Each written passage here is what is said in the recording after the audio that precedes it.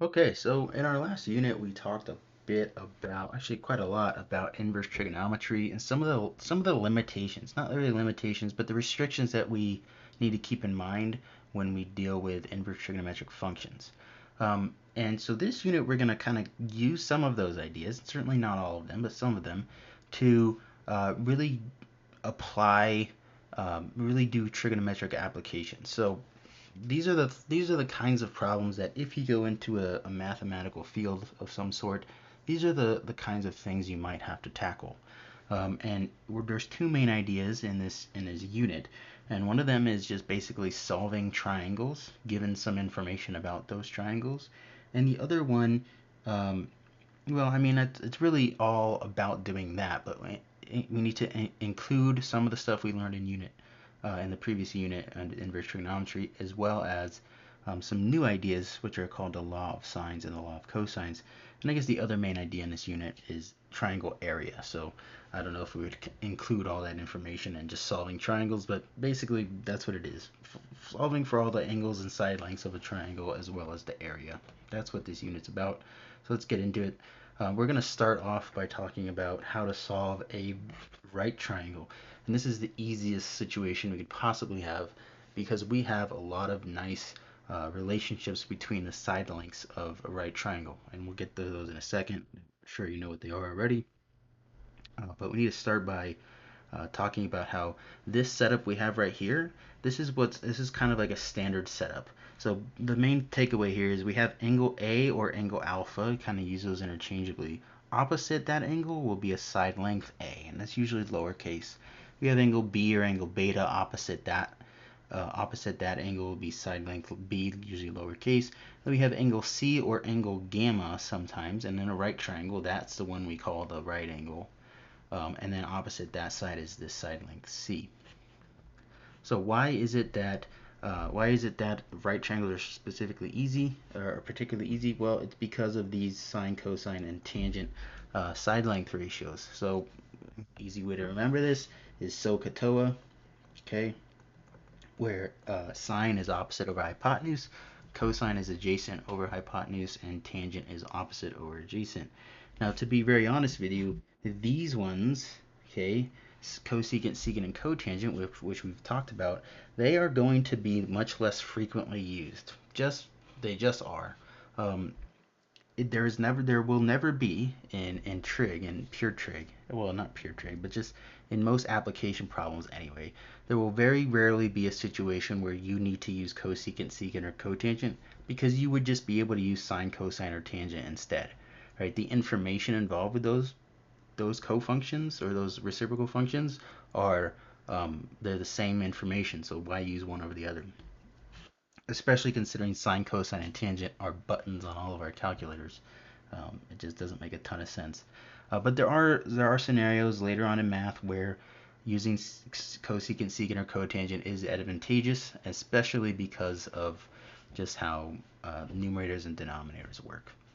All right, so cofunctions of complementary angles are equal. What does that mean? Well, first thing, complementary angles, they are angles that add up to be 90 degrees. What is this? How does this make sense? Well, angles A and angle alpha and beta in this triangle are complementary because the other angle there, C, is 90 degrees, 180 total degrees in a triangle, so the other two must add up to be 90 degrees. So alpha and beta are complementary, and what we have here is if we look at angle alpha, with respect to angle alpha, the sine of angle alpha is A divided by C. The cosine of angle beta is A divided by C, so they're equal. That's what it means. Now, what are cofunctions? Well, sine, cosine, those are cofunctions. Tangent, cotangent, those are cofunctions. Secant, cosecant, those are cofunctions. Why would this be useful to us? Well, occasionally it'll be useful to us in certain kinds of application problems, but here is an example where it's kind of just purely mathematical why this might be advantageous. So we have this statement here, tangent of 12 degrees minus cotangent of 70 degrees, this expression. Well, what is the value of this? It's actually pretty straightforward. Uh, because of that idea, I know that the tangent of 12 degrees, it's not writing, tangent of 12 degrees is equal to the cotangent of the complementary angle, which would be 90 minus 12 degrees, okay? which is of course 78 degrees. So we have here is cotangent, instead of writing tangent of 12, we can write cotangent of 78 minus the cotangent of 78. That's just 0. Okay, so this would evaluate to 0.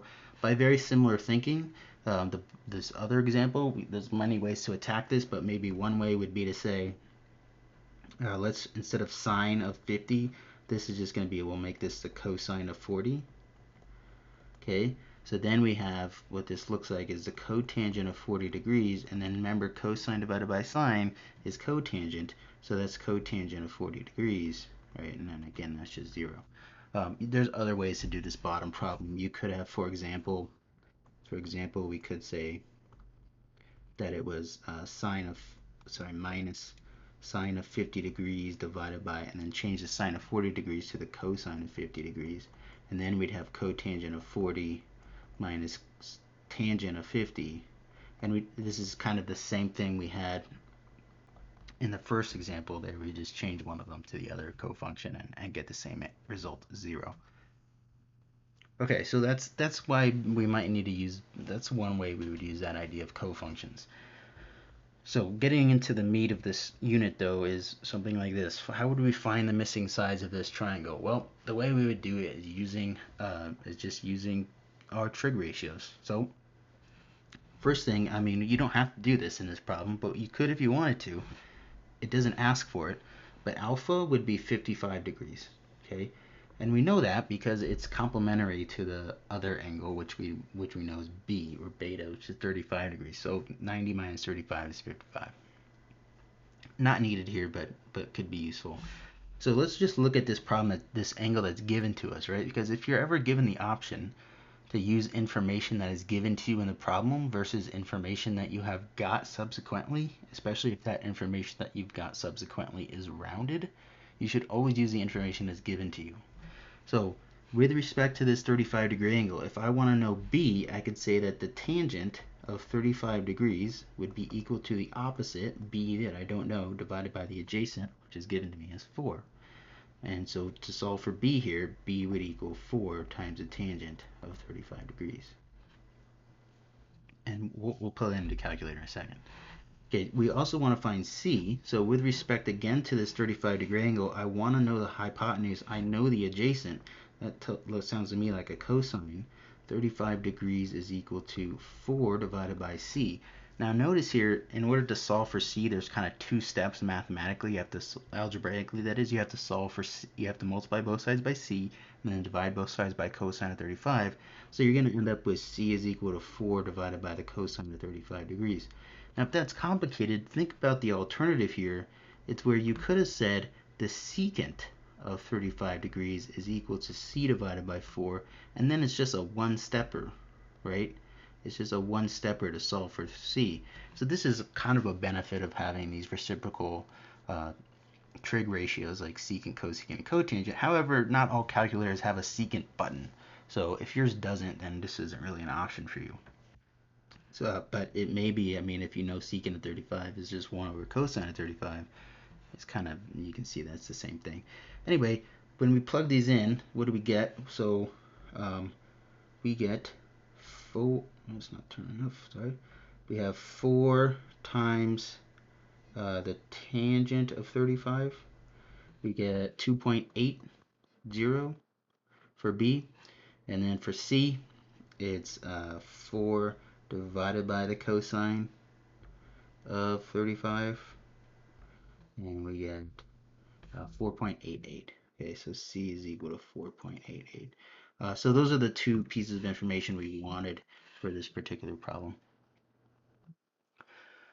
We might also be asked to just use our knowledge of the trig ratios to solve use our knowledge of how triangles work, I guess, especially right triangles, to solve for the different trig ratios. So what does that mean? Well, for this I need to find this missing side, and if I have 2 sides of right triangle, I can always find the third side, and that's by using the Pythagorean theorem. So in this case we have, let's say a was 2, so 2 squared plus b squared, which I don't know, is equal to the square root of 5 squared. So 4 plus b squared is equal to 5. B squared will be equal to 1. That means b is going to be 1. Okay, technically plus or minus the square root of 1, which is plus or minus 1. But since we're talking about a triangle here, it's not on a coordinate plane at all. It's just going to be positive. When we talk about a triangle in space with no coordinate plane reference whatsoever, everything's positive. Okay, so with that being said, if I want to find the trig ratios with respect to the angle theta, I'll start with sine. Sine of theta is equal to the opposite divided by the hypotenuse. And if we rationalize that, that's the square root of 5 over 5. The cosine with respect to angle theta is the adjacent divided by the hypotenuse. If you rationalize that by multiplying the top and the bottom by the square root of 5, you get 2 root 5 over 5. Tangent, opposite divided by adjacent, 1 divided by 2. Cotangent is the reciprocal of tangent, so 2 divided by 1, or 2. Cosecant is the reciprocal of sine. I don't want to flip, so now this is key. I don't want to flip this because that's gross. I'm going to have to like re-rationalize it. But I do want to flip this because that's already fine. It's just a square root of 5. And secant, the last one, is the reciprocal of cosine. So same idea, square root of 5 over 2. Alright, so sometimes we'll be asked to find 6 trig ratios given some information about a triangle.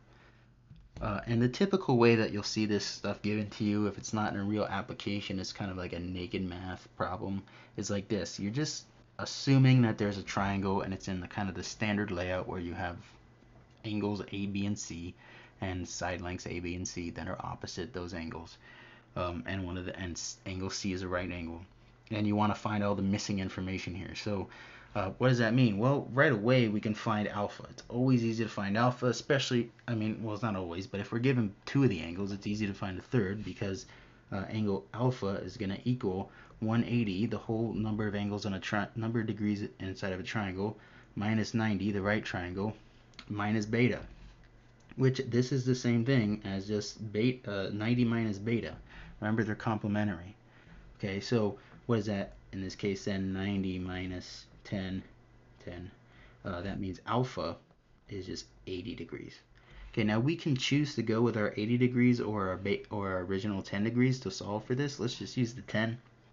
So remember also we have B in this. This is 4. Okay, so we want to know A and we want to know C. So okay, with respect, so if we want to know A, right? We have the opposite. We want to know the adjacent.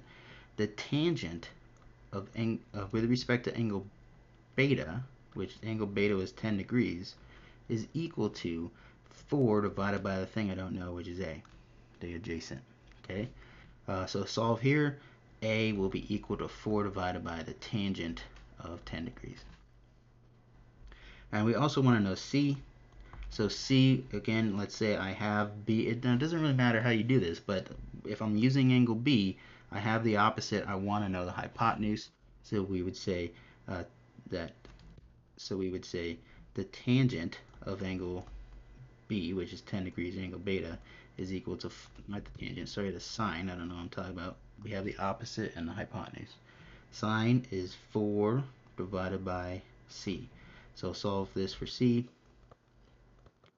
Okay, so we'll have these values. We'll see what those are real quick. We've got 4 divided by the tangent of 10 degrees. 10 is equal to 22. That is right. Hold on. What did we do wrong here? Tangent with respect to 10 was equal to 4 divided by A. Do we have this in the wrong mode or something?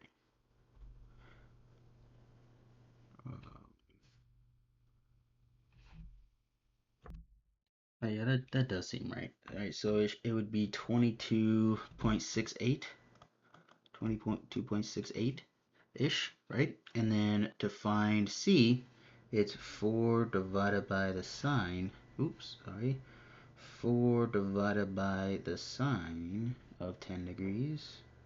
So the hypotenuse here would be 23.04. 23.04. Okay, so now we definitely, if we had our 4 and now we found A, we'd say that A was like approximately 22.68. You could use the Pythagorean theorem here to find C, but understand that that would introduce unnecessary error into your calculations for C because 22.68 is approximate. We just rounded that. So this is a scenario where we were given exact values of 4 and 10 degrees. And so we're going to use those exact values when calculating our subsequent values instead of compounding error over and over again. All right, so to apply this now is when we get into the word problem territory. So any word problem, it's always a good idea to draw a picture. So here's a road, right? The surveyor standing somewhere on a road. Let's draw him. He's standing on like the side of the road right here. Okay, and he's looking through this little device. Okay, it's on a tripod. Usually they're on tripods. These things, transits. And he's got a scope on it, and he's looking through it at this point on the same side of the street as him that is 50 feet away. Okay, and then he turns and looks at a point directly across the street. So what does this mean? Well, there's a scope here, right? It's looking over there, but then when he turns over there, it just turns through this angle of 35 degrees. Okay, so what we want to know then is this value x over here. So with respect to that angle, the tangent of 35 degrees is equal to the opposite divided by the adjacent. So x is going to equal 50 times the tangent of 35 degrees. 35 degrees is close to 45. No, it isn't. It should be, so this should be less than 50, obviously, but let's see what this is. 50 times the tangent of 35. It's 35. It's 35.01. So x is equal to 35.01 feet. This is an application problem, pretty straightforward when using the same ideas that we've been talking about. Now, where it gets a little bit more complicated is when we start to introduce these two other terms. And I don't think they're very complicated terms, but some students tend to get them mixed up or confused or ultimately mislabel them. So let's get this real straight right here. Okay, there's something called an angle of elevation and an angle of depression. Both of these angles are measured off a horizontal. If you're staring straight forward and you move your head up to look up, you're looking through an angle of elevation from the horizontal up to the angle you're looking at. If you're if you're looking straight forward and you look down, like down, you're sad, right? That's the angle of depression, right? That's the angle from the horizontal down to the angle, down to whatever you're looking at. This is something that's not super complicated, but is very easy to mess up, and students miss points on problems for this all the time. So, with this in mind, maybe you can look at this guy's face and think it's really creepy, and it'll be etched into your memory forever, and you won't forget it. So how do you use it? Well, the angle of elevation to the top of a tree is 30 degrees from a point, to make that green, from a point, it's one of these kind of trees, from a point 28 feet away. So here's a point 28 feet away from the base. So what I'm saying is that this distance here is 28 feet. I want to know what this distance x is, or y, or h, or whatever. So I'm looking up at an angle of elevation, meaning off this horizontal. This is 30 degrees. How do you solve this problem? Well, same as the previous problem, really. The tangent of the 30-degree angle is equal to the opposite side divided by the adjacent. So 28 times the tangent of 30 degrees is equal to x. Now you need to use a calculator here, even though we know that the tangent of 28 degrees is the square root of 3 over 3. The reason we need to know this, the reason we need to say this is that uh, is that we don't, you would never um, tell somebody the height of a tree was 28 times the square root of 3 over 3 feet, right? That's stupid. You would tell them the actual height of the tree in feet, like with a decimal value that they understand. So you need to type this into a calculator. 28 times the tangent of 30. Oh, let's tell you into this calculator. 28 times the tangent of 30. 16 feet. The height of the tree is 16.116 feet. Okay. All right, how about a more difficult problem now, and then it'll be the last one. So from the top of a 70-meter tall building, the angles of elevation and depression to the top and the bottom of a taller building across the street are 50 degrees and 35 degrees respectively. Find the height of the taller building. Okay, let's draw a picture. So here's the street, here's a building, a smaller building, and then here's a taller building. And what this is saying is that if you're standing here and you're looking, first of all, here's like our horizontal line, right? The angle of elevation to the top of the building across the street, this is 50 degrees, and the angle of depression from the top of the building down to the bottom is 35 degrees. And we know that this height is 70 meters, okay? This building is 70 meters tall. So a good thing to do here would be to label the thing you're trying to find. And the thing I'm trying to find in this problem is this entire height of this building, which is h. And we need to recognize that we already know this amount, which is 70. So we need to eventually be able to find this height, this extra height here. So let's call that y. So that's the goal, is find y and then add it to 70 to get h, right? H is equal to 70 plus y. Now, what do we need to do in order to get that? Well, we look at these two triangles. So here's one of my triangles. And I don't know quite enough about this triangle. I know enough to solve everything for it, but I need an extra piece of information, because if I look at the other triangle that I'm working with here, right, this triangle, I only know one thing about it. I only know that there's a 50-degree angle. Well, I guess I also know that there's a 40-degree angle right here. But that's not important because I only know one side length. Actually, I don't know any side lengths. If I'm absent side lengths, I can't find anything about the other side lengths. So we need to find the common side length, which is x. Okay, so we want to look at the orange triangle, solve for x with respect to that 35-degree angle, right? The opposite side is 70. So the tangent of 35 degrees is equal to 70 divided by x. So x would equal 70 divided by the tangent of 35 degrees. Now, I don't need to know what x actually is. I need x in order to find y. Okay, so now I have, and let's look at the green triangle, with respect to this 50-degree angle, the tangent is equal to y divided by x, and y is the thing I need, right?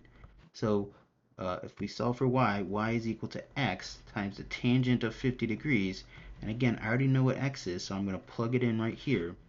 Y is equal to 70 divided by the tangent of 35 degrees times the tangent of 50 degrees. I'm going to type this in the calculator. It's going to give me y, which is not the answer to the question, but it's useful, right? 70 divided by tangent, and actually, why don't we do 70 times the tangent of 50 divided by, oops, close that parentheses, divided by the tangent of 35. Okay, so that is going to be 119, what was it, 0.4? No, 0.14 feet. Now, I need to add 70 to that to find h. So h is going to be, what is that, 189.14 feet. So that's our answer. Now, here's something I really need you to pay attention to. Let's look at that problem I have down here for y. Okay, if I wrote this like this, y equals 70 times the tangent of 50 degrees divided by the tangent of 35 degrees, you should never, ever be like, okay, tangent, they cancel, so my answer is 70 times 50 divided by 35. This is so incredibly wrong. There are so many reasons why this is wrong, not the least of which is that tangent is not a variable, it's a function. It'd be like canceling out plus signs. It'd be like dividing a plus by a plus, right? It just doesn't make sense. And then also we have mismatched units. We have like a meters and an angle. So it would be a meter angle divided by angle, and we have, like I said, that actually kind of makes sense. But forget it. This doesn't work. Okay, don't ever do that. Never cancel functions like that. If it was 70 times the tangent of 10 degrees divided by the tangent of 10 degrees, hey, that's a term now. So those do cancel. It's just 70. So just be careful here. Never. It's tempting to want to cancel things you see in the numerator and denominator that are the same. Just keep in mind what you can and cannot cancel. Okay, that's the end of this video. The next thing we're going to get into is to solve for triangles that do not involve a 90-degree angle, so non-right triangles. And in order to do that, we need to introduce an idea called the law of sines and another idea called the law of cosines. And there are really just formulas, and we need to know how to apply them, but we'll go into how they come about also. So that's it, and I'll see you in the next video.